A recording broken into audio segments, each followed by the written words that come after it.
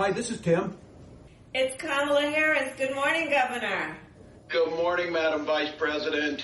Listen, I want you to do this with me. Let's do this together. Would you be my running mate and let's get this thing on the road? I would be honored, Madam Vice President. The joy that you're bringing back to the country, the enthusiasm that's out there, it'll be a privilege to take this with you across the country.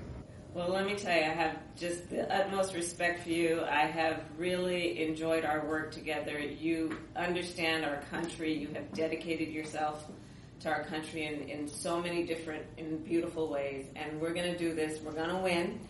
And we're going to unify our country and remind everyone that we are fighting for the future for everyone. So let's get out there and get this done, okay? Let's do it. Do the work in front of us. Let's win this thing. That's right. All right, buddy. I'll see you soon. Take care. Thank you. Okay. Yeah. Bye.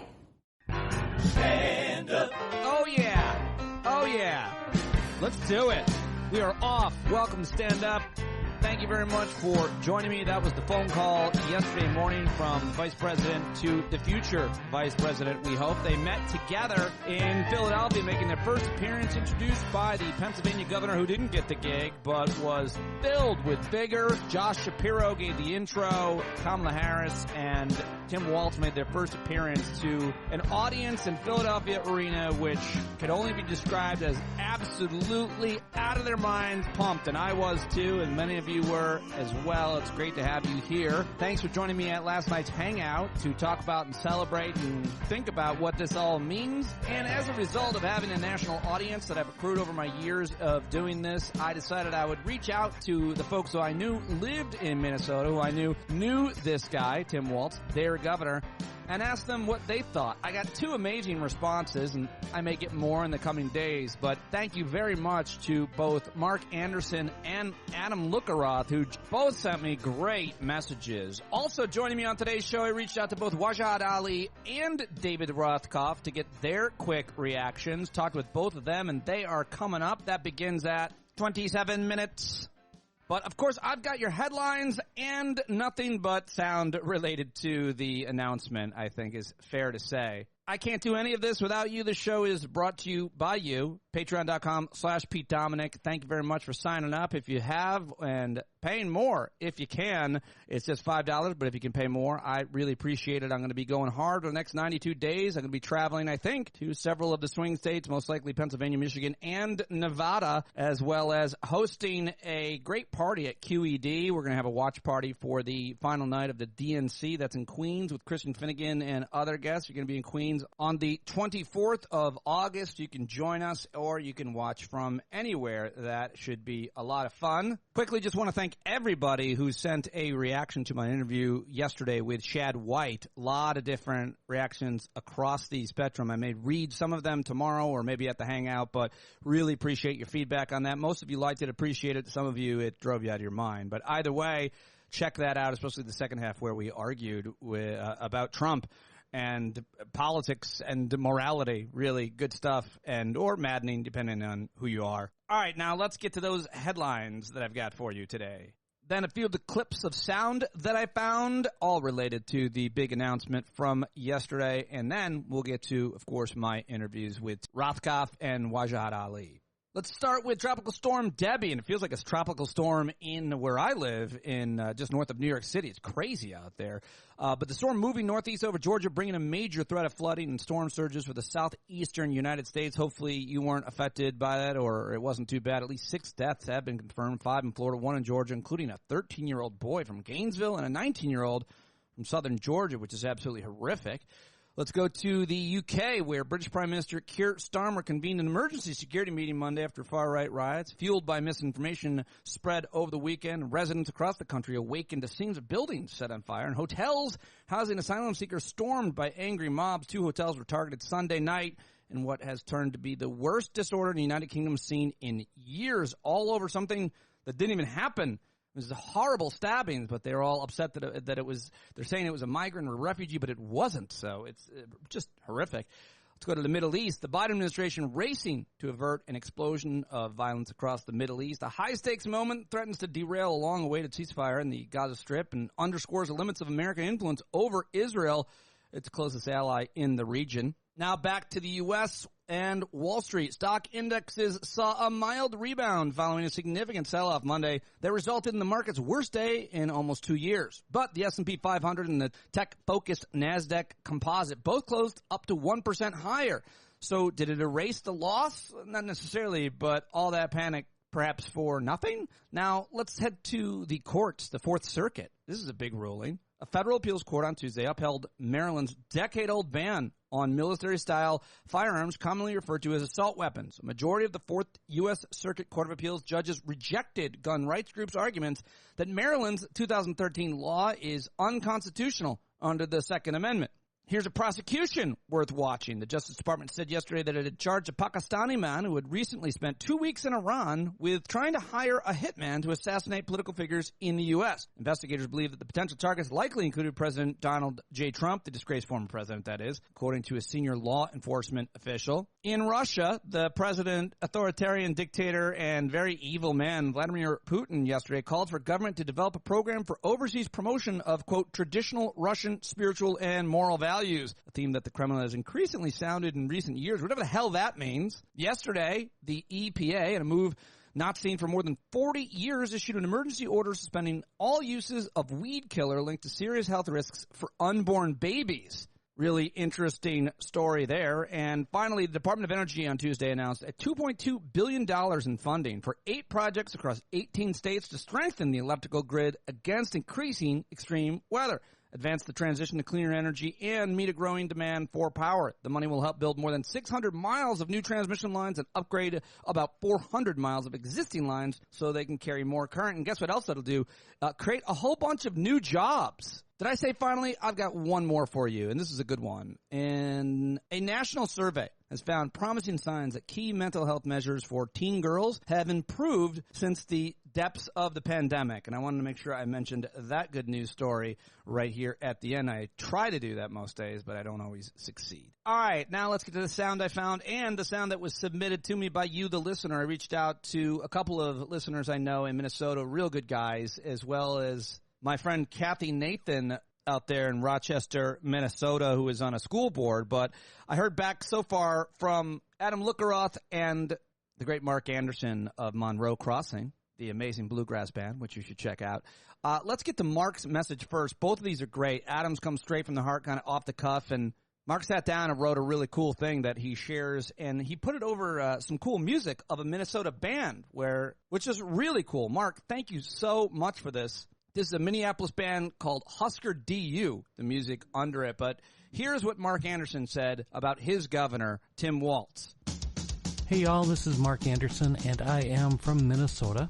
Tim Walz is our governor. He was a teacher, so he knows that kids who eat breakfast and lunch are better students. He was a teacher, so he knows that you can't educate without resources. He was a teacher, so he knows that children who start learning early in life learn more. He was a teacher, so he knows some kids have mental health issues, and some are LGBTQ+, and some just need a bit of compassion to make it through the day. As a pragmatic progressive, solving these issues wasn't a radical idea. They were simply the best policy. He attained the rank of Commander Sergeant Major in the National Guard, so he knows about honor and duty and protecting the Constitution. He earned his education on the GI Bill and knows the value of protecting that right for future generations instead of pulling the ladder up behind him. During his service, he worked in disaster relief, helping fellow citizens recover from tornadoes and floods. He restored the voting rights of 55,000 former felons, people who had done their time, and made sure that young people are registered to vote before their 18th birthday. Being a pragmatic progressive, he understands that it isn't a radical idea to serve all citizens who share this country. It's simply the best thing to do. He wasn't born with a silver spoon. He worked for a living, so he won paid leave, paid sick days, banned non-compete agreements, and won health and safety protections for all working people. He worked for a living, so he understands the importance of our shared infrastructure and won the largest investment in roads, bridges, fire stations, water treatment plants, flood mitigation, and more. He worked for a living, so he made sure all this development went to good-paying union jobs in Minnesota. He worked for a living, so he cut the high cost of prescriptions that were hurting everyone. He worked for a living, so he cut taxes for middle-class families and small businesses. To a pragmatic progressive, These aren't radical ideas because, like the late, great Paul Wellstone said, we all do better when we all do better. He lives in Minnesota, so he took meaningful action to protect communities from gun violence, establish a red flag law, expand background checks, and increased criminal penalties for straw purchasing of guns. He lives in Minnesota, so he passed sweeping environmental legislation to ban forever chemicals like PFAS, expand our electric vehicle infrastructure, expand fish hatcheries, and signed over 40 climate initiatives. He lives in Minnesota, so he established a nation-leading child tax credit, which reduced child poverty by nearly 1/3. He lives in Minnesota, so he invested $1 billion into housing while protecting tenants' rights. He lives in Minnesota, so he protected our seniors by passing elder abuse legislation and funded 340 nursing homes across the state. He lives in Minnesota, so he protected us from abusive medical debt collections and ensured care regardless of one's medical debt status. And he lives in Minnesota, so he knows Minnesota adults can make their own decisions about cannabis and abortion, ensuring both are legal. And as a pragmatic progressive, none of this is radical. It supports the freedoms promised in our Declaration of Independence: life, liberty, and the pursuit of happiness. I'm a Minnesotan and a pragmatic progressive myself, so I'm proud to support the Harris-Walz ticket. Yeah. Very cool, Mark Anderson. That was awesome. Thank you very much for putting that together for me. And thank you also to Adam Lukaroth, who did the same. He was actually on his way to a Fish concert in Michigan, so he's in the airport when he sent this. And I'm going to keep it all in there because you hear the airport, the sound of the PA announcing a flight or whatever. I just kept it in there because I think what Adam is saying over it is important, so hopefully you like it. This is really cool, straight from Adam's heart. Really good guy who I've known for a long time, and I love this. Hey Pete, how's it going, man? I'm at an airport right now, so hopefully the background noise isn't too bad, but just saw your message, reaction to Walz. You know, I'm pretty stoked. I'm really excited about the potential of a Madam President.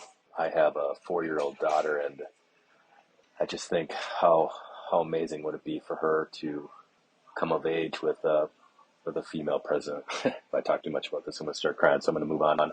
My immediate reaction, my wife texted me that Walz was the pick, and at first I was almost kind of scared because, you know, Donald Trump is he's such a piece of shit.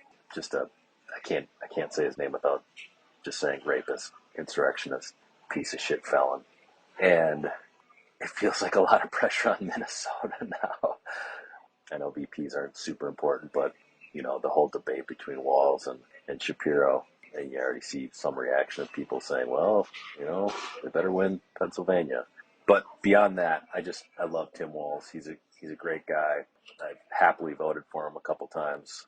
You know, it's true. He's not exactly rural magic. We're very similar to everywhere else in the country. The city votes Democrat.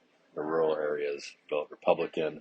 And it's so crazy how rural people just find a way to hate middle-of-the-road Democrats. It's really crazy. But I am excited about Walz. I think his policies that he's pulled off here in the last couple of years have been amazing. Some people might call them liberal, progressive. I just think they're common sense. And he did it with just a super thin majority in the state legislature.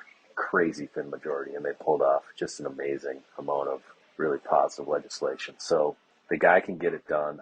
In his last race, he ran against a total weirdo. I think I told you this. I think I sent you a message about how it was in his last race where he kind of coined the phrase weird because he was running against a weirdo. Scott Jensen's just a total weirdo. But he beat him, thankfully, and I'm really excited. I'm happy for the state of Minnesota. There's the airport behind me. But and the other thing, if Walz and Harris win, and I'm going to do everything I can to help them win, if they win, Minnesota will have Peggy Flanagan as a governor, who's a Native American, and that will be the first Native American governor in the United States. So it's really all super positive, but let's go and win this thing. Just let's fucking do it.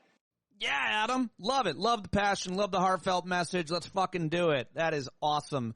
It is so great to hear two white guys and so many other white guys in support of a black woman for president, and that is going all over the country. We're going to win this thing, but not unless we work really hard, because we've got to win every state real big, because you know they are going to challenge them in the courts, and they're going to do a lot better job this time than they did with their Keystone Cop lawyers. They got white-shoed lawyers now on it, so we got to win big in every state so that there's no way for the Supreme Court to overcome, as it wasn't last time, these challenges. All right.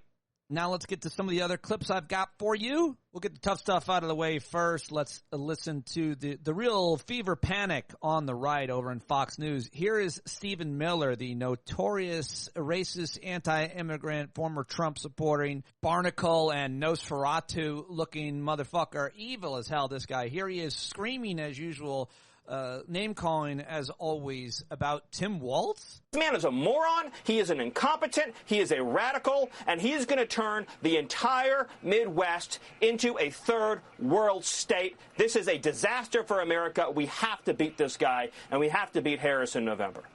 All right, there's a little bit of, you know what, there's more. There's more. He's really losing it. I wanted to play this for you. He is the biggest booster in the whole country for unlimited refugee resettlement. That means under the Harris-Walz plan, they're going to turn the entire Midwest into Mogadishu. That's their plan. That's their policy. I don't think there's a market for that in the United States of America. All right, they're going to bring in Somalians because there are a lot of Somalians, of course, in Minnesota, Minneapolis, I think. Here is the former Speaker of the House who's disgraced. It's Kevin McCarthy. He was also on Fox News. This is the most extreme. This is going from San Francisco to, here you go into Minnesota, the area that even Ronald Reagan could not win. I mean, this is what's so amazing to me. I served with Tim. We came into Congress together. He's known for being the Bernie Sanders of Congress. Oh, the Bernie Sanders of Congress, huh? Well, all right, fair enough. I don't know how much that's going to necessarily hurt him. And let's play one more attack that just won't be effective. This, of course, is Fox News, probably the worst of them, one of the worst. It's Jesse Waters. Kamala Harris choked. She chose Bernie Sanders. This is Bernie Sanders right here. The squad loves this guy. Loves him. You see pictures, they're like almost undressing together. What? And she managed to pick someone who looks older than Biden. I would have gone with the younger guy, but who knows if this was even her choice. Eric Holder was running the vetting op. He chose him, probably. You know, he's Obama's wingman. He probably was like, Kamala, you're picking Walz. Right. Let's just lose this and get on to 28. Because this is like a sacrificial lamb pick. This is the pick you put up there to get crushed, and then so you keep your better candidates ready for the next cycle. It's also a trick pick, because this guy's not Minnesota nice. He's Minnesota nuts. Yeah. They keep saying this guy's, there's Midwestern white value. Come on, this guy's a lunatic. Sanctuary cities, driver's license for illegals, sanctuary cities for sex changes for children. And if you don't want the sex change for your kid, then the state will come take your kid away from you. All right, well, that's about enough of him. And did you hear him say white values, by the way? I heard him say white values. All right, here and now, let's move back to reality and some better, more mature analysis. This is Michael Steele on MSNBC yesterday arguing that Minnesota Governor Tim Walz, now Vice President Kamala Harris running mate, is the perfect contrast to Republican vice presidential candidate J.D. Vance. Well, a couple of things. One, I think you got the hillbilly elegy against the real hillbilly. That's going to be, Yale versus the guy who's, actually spent all of his time on the ground, fixing F-150s. I think his narrative is a strong narrative. I don't buy the top line that some are pushing out that, this is now a progressive ticket. Look at his voting record in the Congress. It's far from progressive. And the last time I checked, feeding kids lunch and breakfast was not a progressive or conservative thing. It was what a governor should do with the students in his state. So I think there are a number of counter narratives with respect to what the governor can say about what he did and how he led in his state. I think the more ticklish issue for them, which I'm sure that Kamala and her team have accounted for, was the riots during his term as a result of the George Floyd murder and his response there. And I'm sure that that's something, again, that they have figured out a response to. But I think it's a strong pick. Shapiro, was one of my top choices for sure. But, what I says about Kamala is that she's willing to go against the grain a little bit, too. And I think that's bodes well for how she may set up her administration. We'll All right, there you go, Michael Steele. And now let's get to Kamala Harris, the candidate on the top of the ticket. This is last night in Philadelphia in front of that amazing audience. Let's check in and relive a little bit of that. And so now we got some work to do. We need to move to the general election and win that. And to all the friends, listen, we also need to level set. We are the underdogs in this race. But we have the momentum, and I know exactly what we are up against.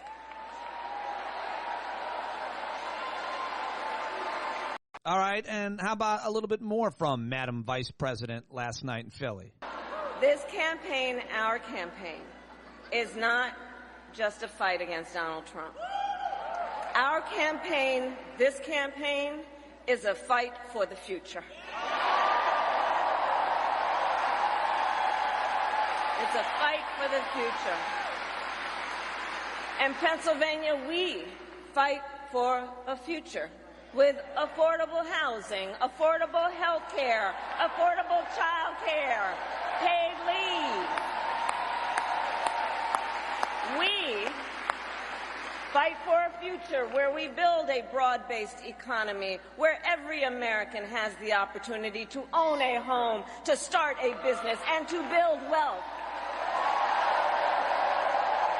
All right, there you go. A couple of clips from Kamala Harris. Josh Shapiro was before her. He introduced her and Walz. Probably should have played it in the right order, but he was on fire last night, of course, in his home state. Each of us has a responsibility to get off the sidelines, to get in the game, and to do our part. Are you ready to do your part? Yeah. Are you ready to form a more perfect union? Yes. Are you ready to build an America where no matter what you look like, where you come from, who you love or who you pray to, that this will be a place for you? Yeah, I like that. And are you ready to look the next President of the United States in the eye and say, hello, Madam President? Oh, jeez. I am too, so let's get to work. Wow. There you go. Voice cracked. Well, he's not the pick. He certainly is a great asset and ally, and he's going to be used for the maximum impact, maximum effectiveness, and it's not going to be forgotten. He is going to be part of the future of the Democratic Party. I think it's probably no doubt about that. And now, finally, let's listen to the new VP candidate himself, Tim Walz, who is employing this phrase, this word joy. I like it a lot. He thanked Kamala Harris for bringing back the joy, and I think that's real effective.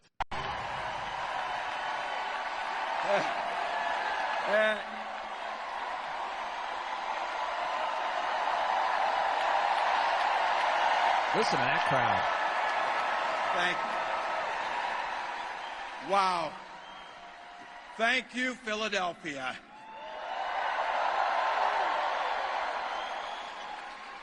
Thank you, Madam Vice President, for the trust you put in me, but maybe more so, thank you for bringing back the joy. Yeah.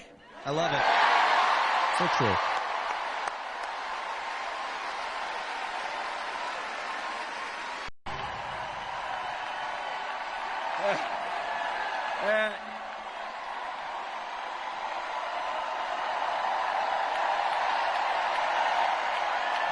Also, Tim Walz is a teacher. His wife is a teacher. His mom, I believe, was a teacher. Here he is talking about teachers and to never underestimate them. I can't wait for all of you and America to get to know my incredible wife, Gwen, a 29-year public school educator.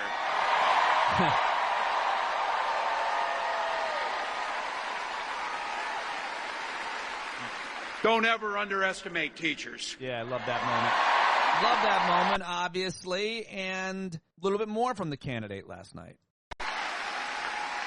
Now, Donald Trump sees the world a little differently than us.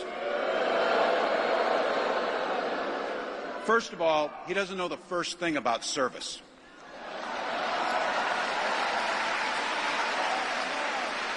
He doesn't have time for it because he's too busy serving himself. Again and again and again, Trump weakens our economy to strengthen his own hand. He mocks our laws. He sows chaos and division. And that's to say nothing of his record as president. He froze in the face of the COVID crisis. He drove our economy into the ground.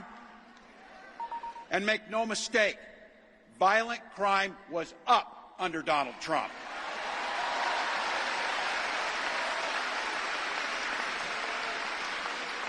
That's not even counting the crimes he committed.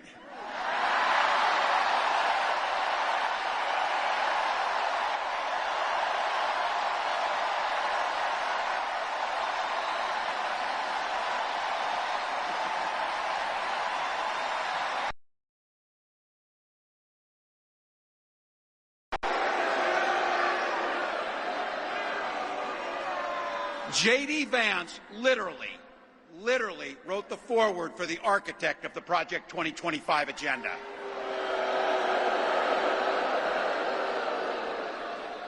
Like all regular people I grew up with in the heartland, J.D. studied at Yale, had his career funded by Silicon Valley billionaires, and then wrote a bestseller trashing that community. Come on! That's not what middle America is. And I got to tell you, I can't wait to debate the guy.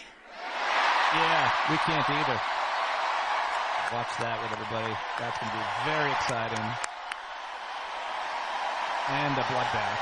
Tim Walz going to be real effective. J.D. Vance going to be real uncomfortable in that debate.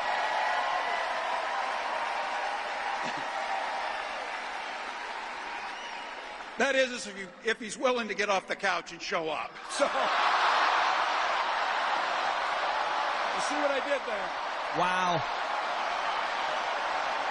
Yeah, that was the line of the night from Tim Walz. And there you have it. Those are your sound clips. That's the sound I found. All right, I reached out to several people yesterday and tried to make a billion things work at once. Never easy producing a show off the cuff like this, but we did it. I got two great guests, regular friends of the show who you trust and know, I hope. It's David Rothkopf and Wajahat Ali coming up right now. Let's start with Rothkopf, who you should subscribe to his new Substack, Need to Know. It's so good, as well as read him at the Daily Beast and listen to all the great podcasts on Deep State Radio. Follow him on Twitter. Let's get it started. Just read your Daily Beast piece. I'm sure you're going to be writing more at your Substack, Need to Know, and on Deep State Radio. Thank you for joining me.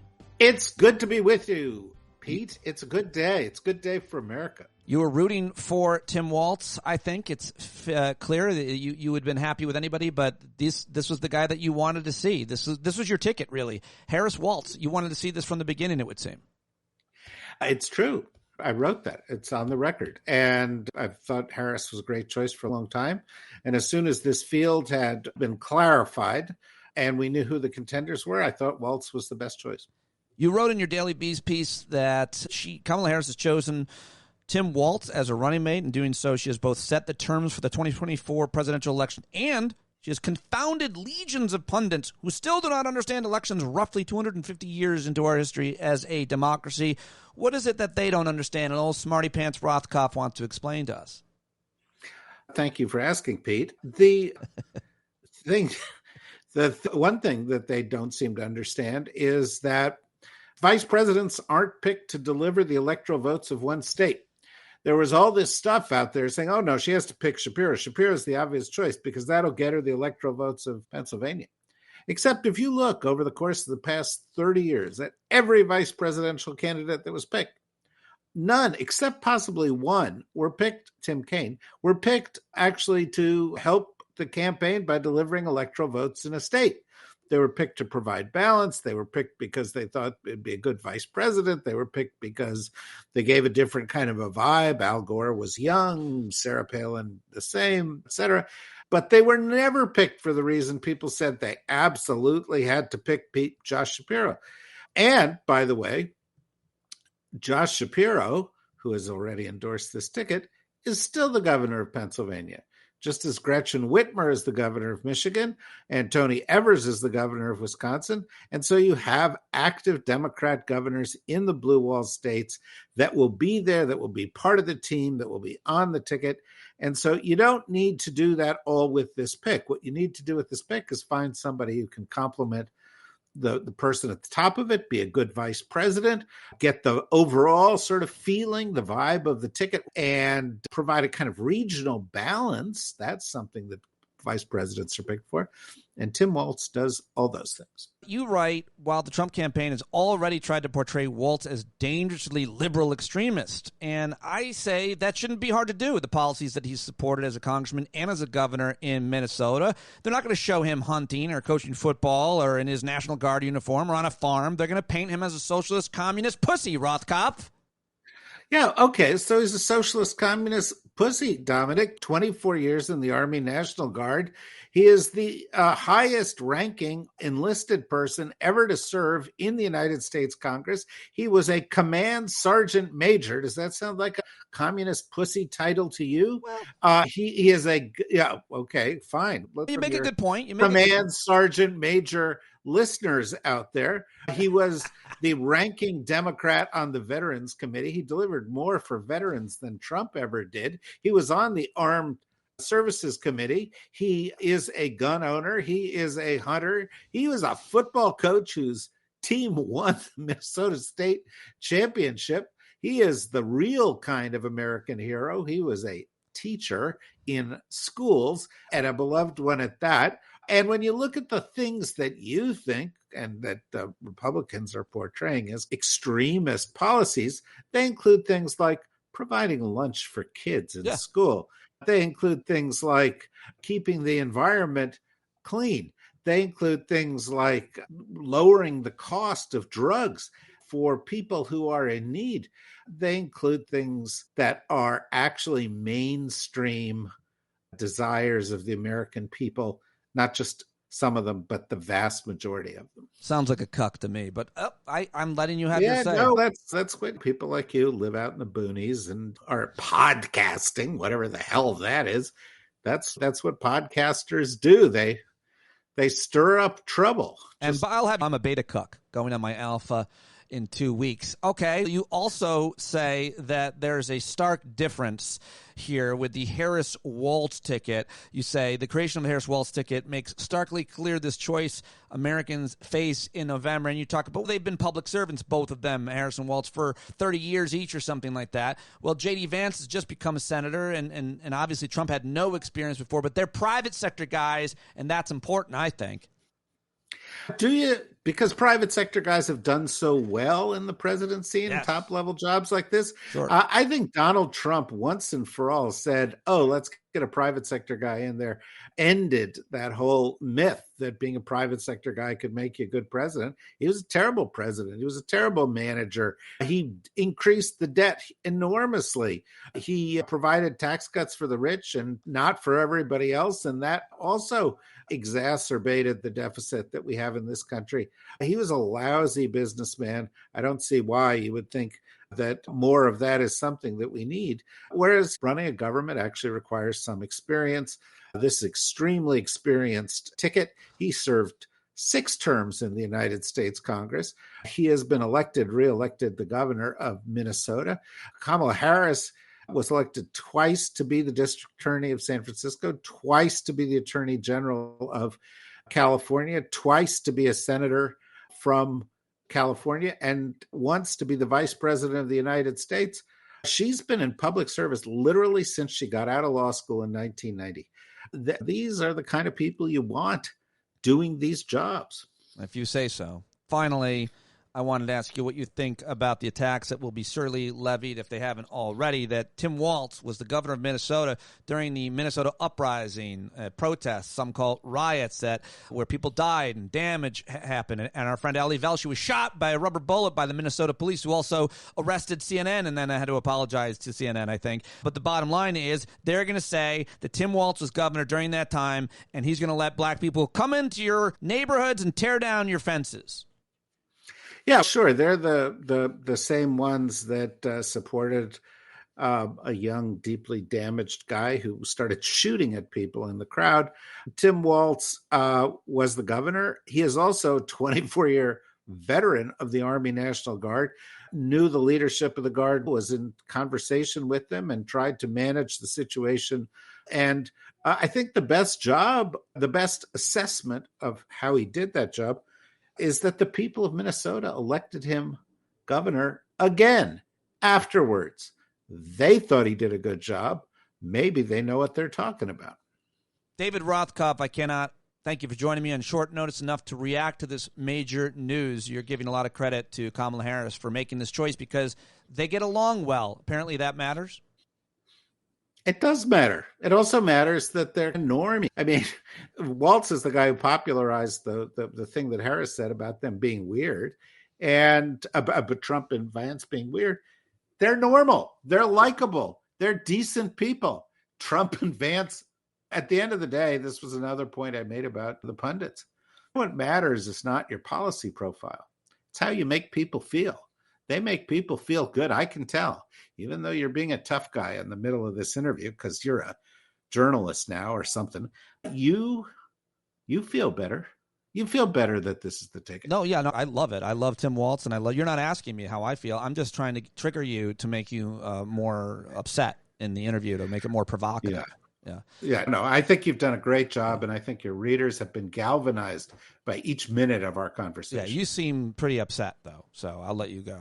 You seem really worked up. I succeeded. I don't know how you're going to continue. Yeah, really. I don't know. I'll have to take a Xanax or something. All right. Thank you, sir. All right. Bye. All right, that's David Rothkopf. Go listen to him at Deep State Radio. Read him at his Substack and subscribe to Need to Know and, of course, at The Daily Beast. Always great. Really appreciated him joining me on short notice. Also from The Daily Beast and a great Substacker himself where you can subscribe and support his work at Left Hook. It's Wajahat Ali, who, by the way, was one of the people on comics for Kamala last night, which really pissed me off, and I made that clear to him.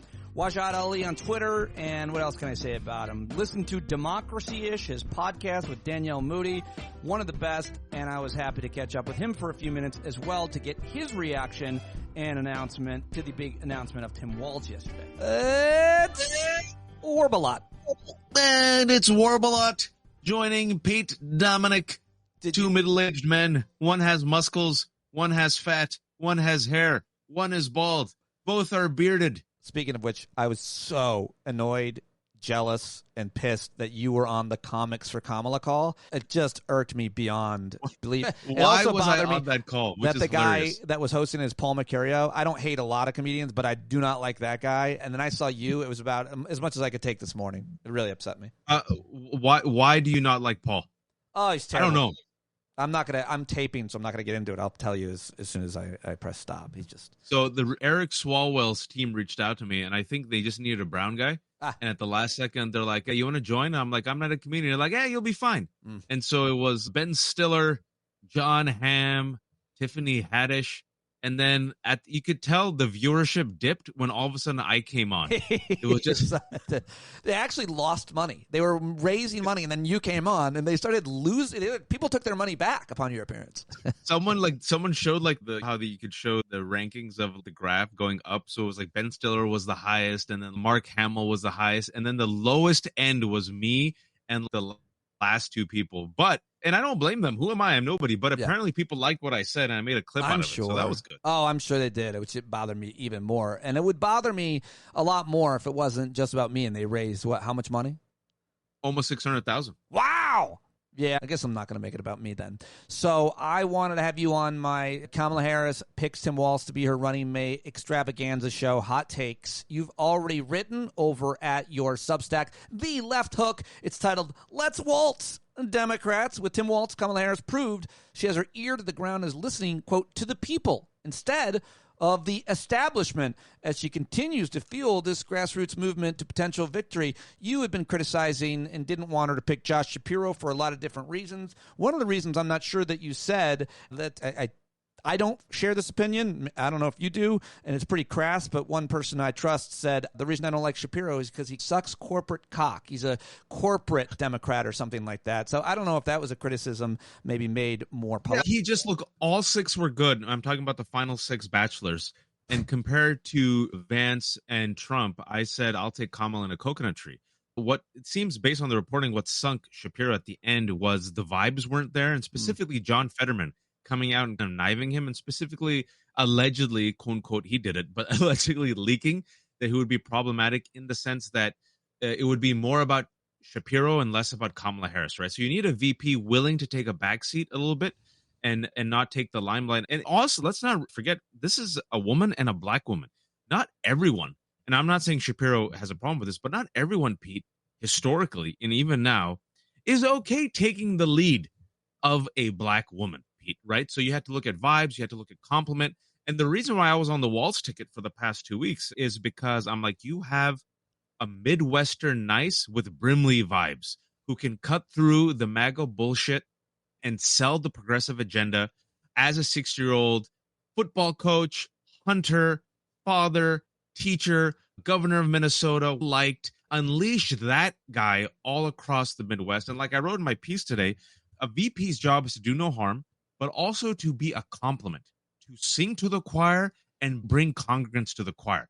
And what I said is all these people said Pennsylvania. I'm like, with some of the baggage, the red flags that Shapiro brought, you might or might not get Pennsylvania based upon the historical track record that a VP doesn't bring the home state, but you might lose other stuff. What the Kamala Harris campaign had up until this moment, and this was I was on edge, you have a well-oiled machine that is fueled by energy and momentum. Keep the momentum going. And to me, of all the candidates, the one that had no flags, that had the support of everyone from Bernie and now Joe Manchin, was Tim Walz. And he's likable, and he gave you this gift of weird, which was a talking point adopted by a Harris administration that has cut through all the BS. I thought it was win-win. And now you see Manchin, Bernie, AOC, Pelosi all come on board. We have, if you will, a progressive movement fueled by momentum and energy. And this is before the DNC, Pete. This is all win. So you have already had to sustain the attacks because apparently you write in the Left Hook, I'm writing this essay after just enduring a 1-hour masochist panel on the Piers Morgan show where the right-wing guests tried their hardest to paint Walz as a flaming radical progressive extremist who doesn't appeal to, quote, the center. They were grasping for straws. They have nothing, you say. Now, here's my question to you. We're going to be very triggered by the attacks on Kamala Harris and Tim Walz, as we should be. We're going to be affected by it, and mostly we're going to be concerned about if it's effective, if it's going to persuade people. But what matters are those specific states. Are these attacks that he is a liberal, a radical liberal, as well as she is, are they going to be effective to people in Wisconsin, in Pennsylvania, in Michigan, in Nevada, in North Carolina, and whatever else you want to consider a swing state? No, paid family leave, paid sick leave, giving children free lunches while Republicans are literally taking away their free lunches, taking away child tax credits, having children work and get injured at the age of 14. A dude who's from the Midwest, but also isn't a hate monger against the LGBTQ community, a person who supports women's rights, a person who acknowledges climate change, a person who loves to hunt, has guns, but wants universal background checks. These are all very popular policies that Republicans and what I call the centrists, establishment, beltway pundits, and consultants are painting as radical left. And what they haven't realized, Pete, is this is actually closer to the center. They are further away from the center. What they consider the center is actually liberal policies enjoyed by the majority. And they're having this apoplectic type of wake-up moment. Oh, my God. We have commanded you for so long. We have told you what's center. We have told you what's normal. How come you're rejecting us? And people are like, I like these policies. Taxing the rich? I like that. Going after corporations? I like that. Regulations? I like that. Not controlling women's body? I like that. And Tim Walz, like I said, can sell it through Midwestern nice and Brimley vibes. The dude likes cats. The dude hunts. He rides a lawnmower. He's a football coach. You're telling me this guy is a radical? And another thing, what I think is huge, is Tim Walz said that him and his wife were able to conceive thanks to IVF. Who is attacking IVF? Republicans. I think they're in a bad position, Pete. Ross Douthat, the conservative columnist, New York Times, tweeted, very Trumpian to pick the guy who killed in his cable news hits. And what I wrote around that was he's a teacher on an Indian reservation in China. He's a U.S. congressman. He's a very successful governor, actually governed also in the National Guard 24 years. And he's really good on TV, which does matter. It does matter that he's good on TV. So two things are true. He's very qualified and experienced, and yeah, he's good on TV. And I think people like you and I, who are pretty good on TV and everywhere else, think that's an asset. That's a good thing, right? Absolutely. He auditioned for the role in the past 2 weeks, and the major reason why he got the rose was because he was so effective in selling the progressive agenda to mainstream America and by using the term weird. So you want a person who can amplify the message, who can sing to the choir, and then bring on new congregants who might have turned you off for being too left or too blue, too coastal. I'm one of you. I came from a community of 400 people. I'm a white dude. I know the Rust Belt. I'm the real Midwestern white guy, not this fake J.D. Vance who's groomed by billionaires, and even Appalachian writers think he's a fraud. I'm the real, and I even said this in my piece, Harris and Walz are the real deals versus these two frauds doing cosplay, right?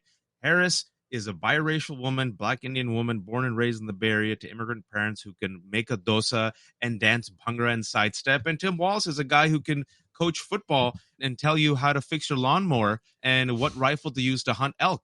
Both authentic, both represent diverse cultures and communities. It's a fantastic pairing. And it's authentic, it's real, and it's tapped into the vibes, Pete, the momentum. Yes, said. Well done. Go read him at the Left Hook. Go listen to him on Democracy-ish. Watch him on Piers Morgan. That's going to be good. And oh, my Lord. 92 days or something left. They got the momentum, whereas Vance and Trump seem to be losing it. Last word? Last word is the work now begins after the DNC. Don't sleep on it. I'm old enough to remember that there's something called the Electoral College. 6 states, a lot of shenanigans are afoot. They will win the popular vote. It's going to come down to about 6 states. So you need to convince everybody, especially in those 6 states, to vote. Yeah, and if it comes down to one state like Florida in 2000, the Supreme Court's even worse than that one. David Daley just making this case in his new book. I just interviewed him. We better go big in every state, win big in every state, so they can't challenge, even though they tried in 2020. That's why he couldn't do it. There's too many states for him to challenge, too many cases of the Supreme Court to take and overturn. So I hope that. And a final point is, which is why I went for Walz over the Shapiro pick, even though I know some people said strategically Pennsylvania. I'm for the old school 2008 Obama energy that I witness right now with Harris. Go for the 50 states.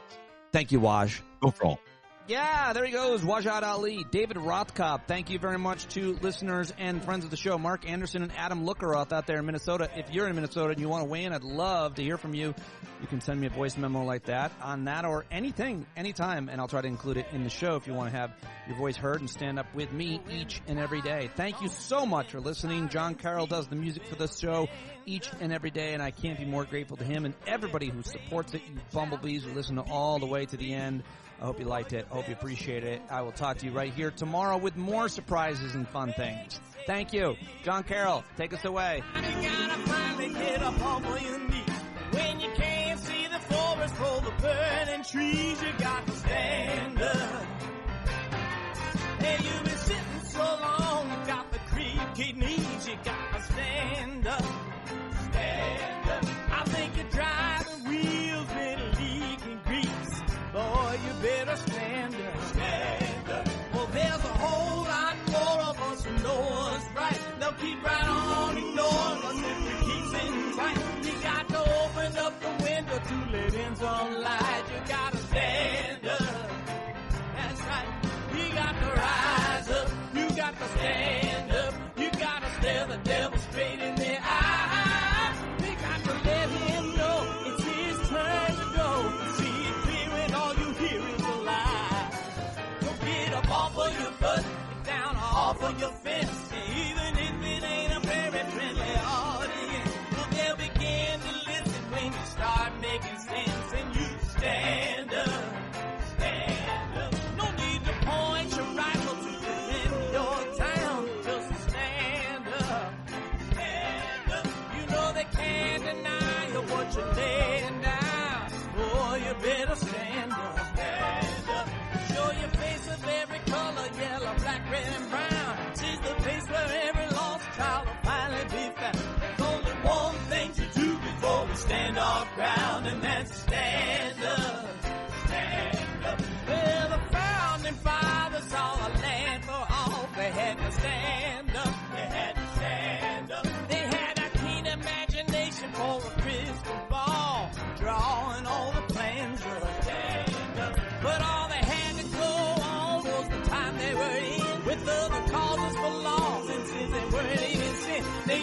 change was gonna come before the change could begin. They had to stand up.